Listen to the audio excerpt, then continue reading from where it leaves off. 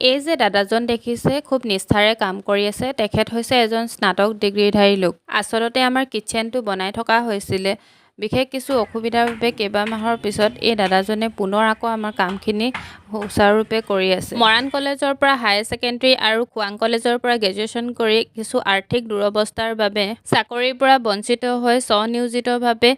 ৰাজমিস্ত্ৰীৰ কাম কৰিবলৈ লয় লগতে তেখেতৰ ৱাইফো এগৰাকী গ্ৰেজুৱেট কামৰ কোনো সৰু বৰ নাই শিক্ষিত হ'লে যে এনে কাম কৰিব নোৱাৰিব তেনে নহয় চাকৰিমুখী নহয় স্বনিয়োজিত পিতৃয়ে তেখেতে এটি কন্যা সন্তানৰ সৈতে সুন্দৰকৈ পৰিয়ালক ভৰণ পোষণ দি আছে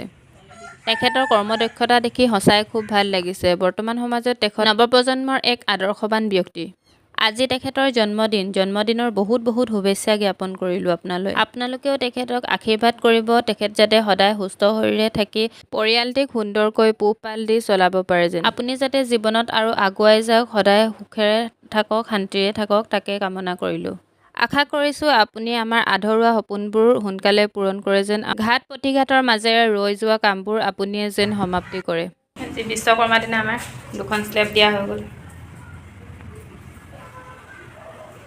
17 ছেপ্টেম্বৰ সমাজৰ প্ৰত্যেকজন মানুহে আমাৰ বাবে অতি প্ৰয়োজনীয় সকলো মানুহকে আমি ৰেছপেক্ট কৰা উচিত বাৰ্থডে বুলি তেখেতলৈ আজি আমাৰ ফালৰ পৰা এটি সৰু উপহাৰ যাচিলোঁ